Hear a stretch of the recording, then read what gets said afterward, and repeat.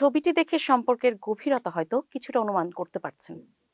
একজন হলেন বিএনপির বর্তমান ভারপ্রাপ্ত চেয়ারম্যান তারেক রহমান এবং আরেকজন তারই শুভাকাঙ্ক্ষী বন্ধু বিজেপির বর্তমান চেয়ারম্যান আন্দালিব রহমান পার্থ। তাদের সম্পর্কের গভীরতা কেবল এই ছবি দিয়েই মাপা যাবে না, তাদের দুজনের রাজনৈতিক কেমিস্ট্রি দারুণ।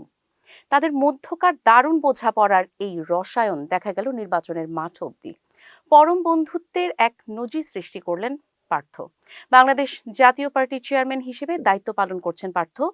গুলশান বনানী বাড়িধারার মতো অভিজাত এলাকা নিয়ে গঠিত ঢাকা 17 আসন, যে আসন থেকে নির্বাচন করার প্রত্যয় প্রকাশ করেছিলেন পার্থ।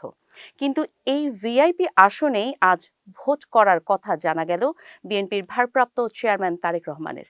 এই আসন ছেড়ে বন্ধুত্বের বারতা দিলেন পার্থ। তিনি ভোলা 1 আসন থেকে এবার নির্বাচন করবেন। এর আগে অবশ্য এই আসনে বিএনপির জোট সঙ্গী হিসেবেই তার নির্বাচন করার কথা শোনা যাচ্ছিল। তারেক রহমানের দেশে ফেরা নিয়ে তিনি বরাবরই আশাবাদী ছিলেন এবং প্রায় 15 বছর আগে তিনি সংসদে দাঁড়িয়ে বলেছিলেন, বাংলাদেশের জনগণই ঠিক করবেন তারেক রহমানের রাজনৈতিক ভবিষ্যৎ। অন্য কেউ না, আজ তার কথাই সত্য হয়েছে।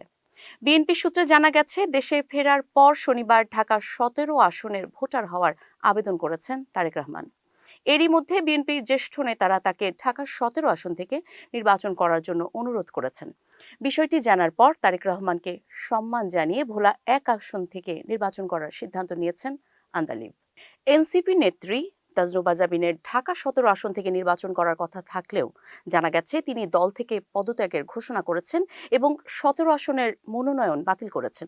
তবে তারেকের প্রতিদ্বন্দ্বী হিসেবে 17 আসনে তাজনুভা কিংবা পার্থকে না পাওয়া গেলেও স্বতন্ত্র প্রার্থী হিসেবে সামনে আছেন প্রয়াত লেখক ও চলচ্চিত্রকার জহির রায়হানের ছেলে তপু রায়হান। তিনি আপাতত কোনো দলে যোগ না দিয়ে স্বতন্ত্র প্রার্থী হিসেবে ঢাকা 17 আসন থেকে প্রতিদ্বন্দ্বিতা করতে আশা ব্যক্ত করেছেন।